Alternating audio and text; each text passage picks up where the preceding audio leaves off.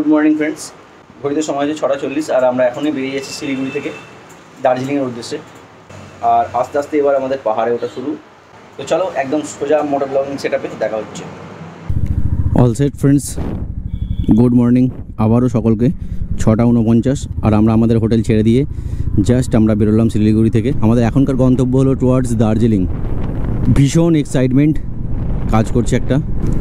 আমাদের এর আগের ভিডিওটা যারা দেখেছো তারা সবাই জানো যে আমরা কলকাতা থেকে 570 কিলোমিটার রাইড করে শিলিগুড়ি এসে পৌঁছেছিলাম।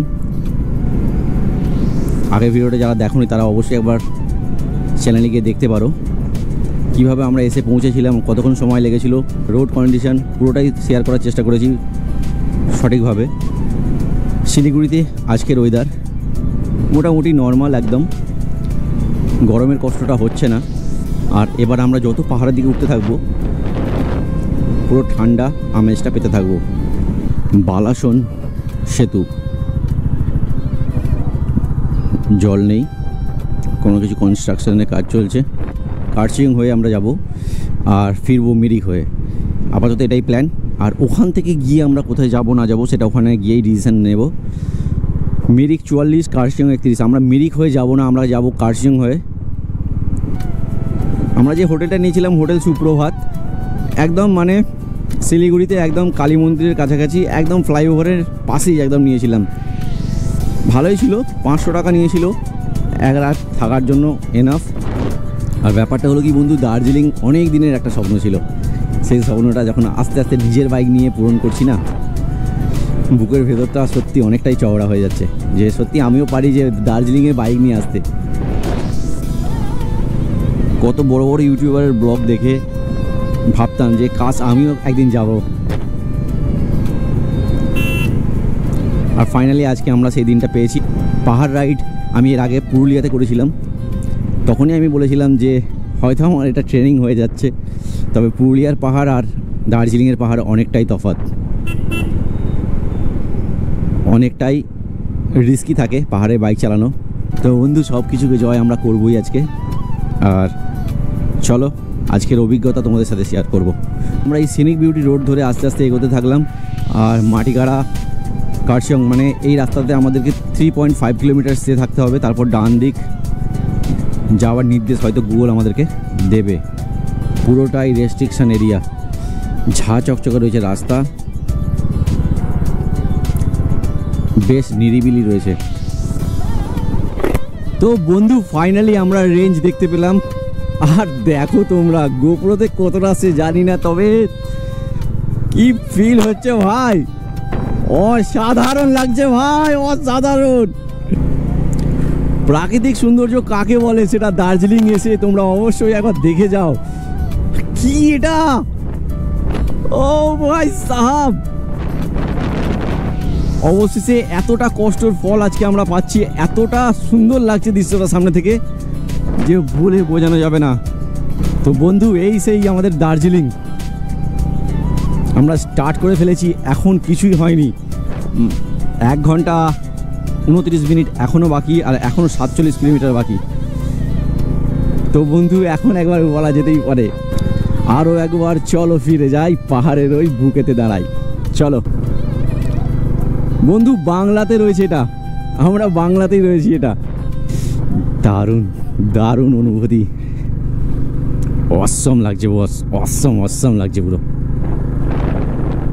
তো বন্ধু ওয়েলকাম টু দার্জিলিং, সবাইকে স্বাগত দার্জিলিংয়ে আরও একবার। তো আমাদের পাহাড় অলরেডি শুরু হয়ে গেছে,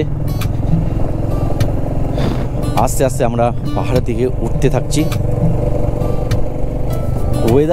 ওয়েদার আপডেট এখনও পর্যন্ত শিলিগুড়িতে যেমন ছিল সেরকমই টাইপেরই লাগছে। এখনও পর্যন্ত কোনো ঠান্ডার আভাস আমরা পাইনি, কিন্তু সত্যি বলছি ভয় লাগছে ভাই।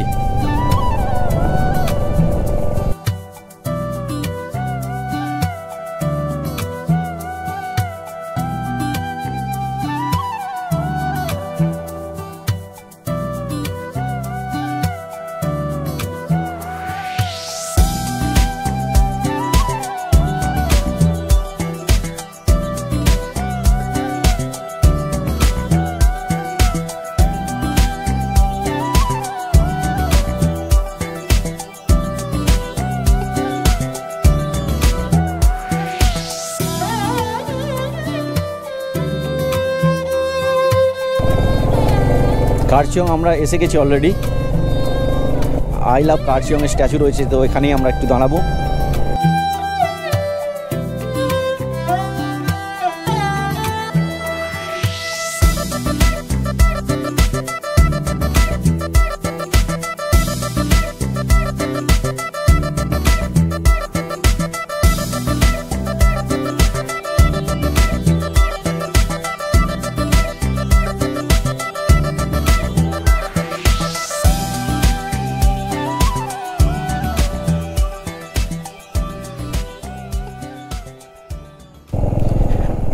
আমি আরও একটু উপরের দিকে উঠি, আর তোমরা ততক্ষণ এই কার্চিয়ংয়ের স্ট্যাচুর কাছে একটা ড্রোন শট দেখে নাও। চলো।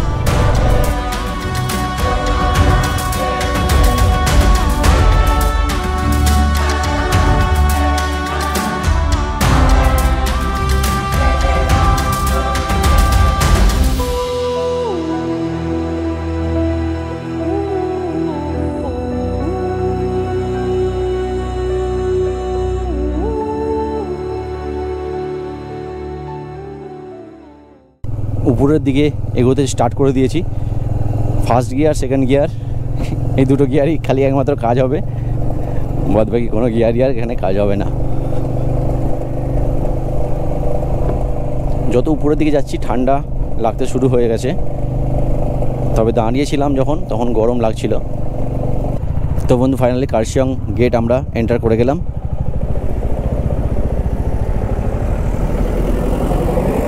আর এখান থেকে শুরু টয় ট্রেনের রাস্তা। দার্জিলিং এখনও 33 কিলোমিটার আমাদেরকে উঠতে হবে ওপরে। ইমিডিয়েট এখন বন্ধু পেট্রোলটা ভরাতে হবে, যেটা খুবই দরকার। ভুল হয়ে গেছে, শিলিগুড়ি থেকে পেট্রোলটা ভরে আমাদের ওঠার কথা ছিল। সামনে আমরা পেট্রোল পাম্প দেখতে পেয়ে গেছি কার্চিয়ংয়ে। স্বস্তি, অনেকটাই স্বস্তি একটা।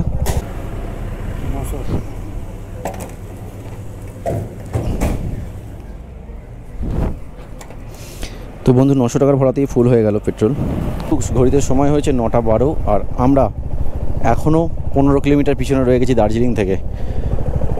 আস্তে আস্তে পাহাড়ের রাস্তা, অনেকটাই সময় লাগে, আর রাস্তা অনেকটা জ্যামও থাকছে। মাঝে সাঝেই রাস্তা জ্যাম হয়ে যাচ্ছে, সে কারণে অনেকটা দেরি হয়ে যাচ্ছে। ফাইনালি বন্ধু দার্জিলিং স্টেশন। এটা এখানে কয়লা টয়লা দিচ্ছে।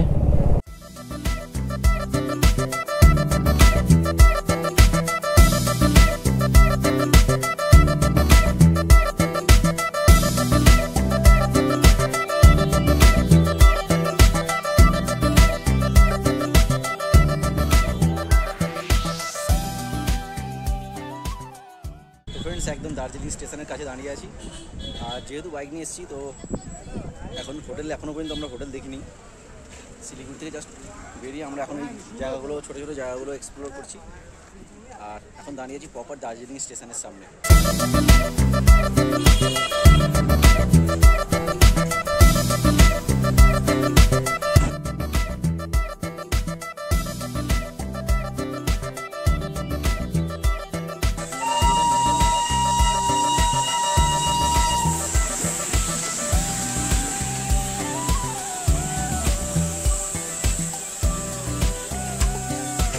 A few moments later. Just আমরা রুম নিয়েছি, আর এখানে মোটামুটি 1000 টাকার মধ্যেই পাওয়া গেছে রুমটা।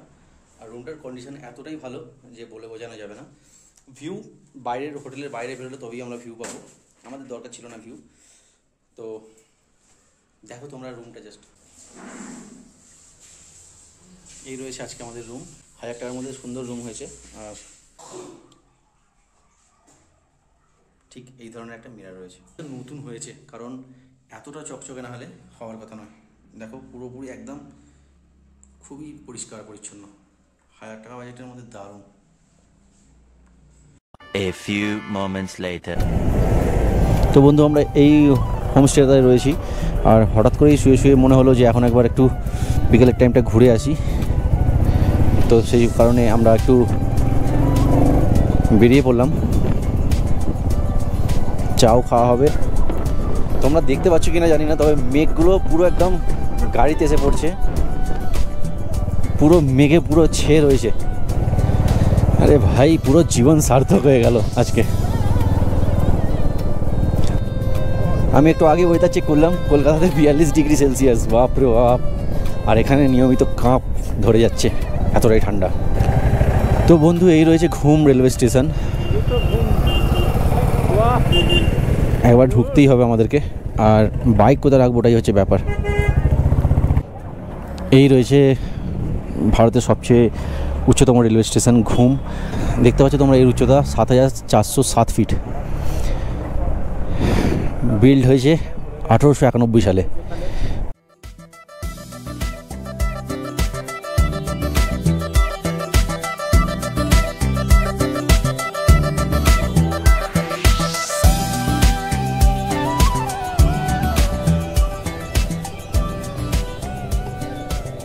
ঘুম রেলওয়ে স্টেশন দেখে ওখানে অনেকটা সময় আমরা কাটিয়ে আমরা বেরিয়ে পড়েছি আমাদের নেক্সট ডেস্টিনেশন মহাকাল মন্দিরের উদ্দেশ্যে। তো চলো ওখানে গিয়ে একদম তোমাদের সাথে কথা হচ্ছে।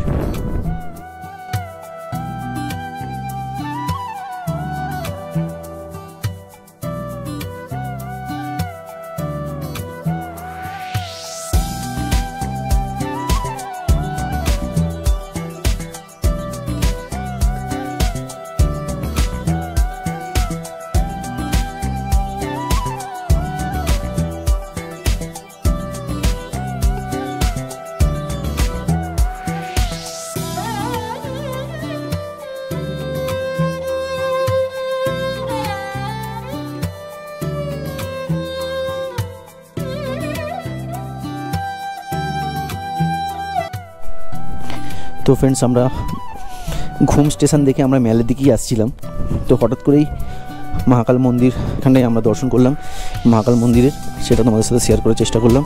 দার্জিলিং এসে এটা অনেক উপরে একটা মন্দির, আর অনেকটাই জনপ্রিয় মন্দির, আর অনেক সুন্দর একটা মন্দির, তাই মিস করলাম না এটাকেও।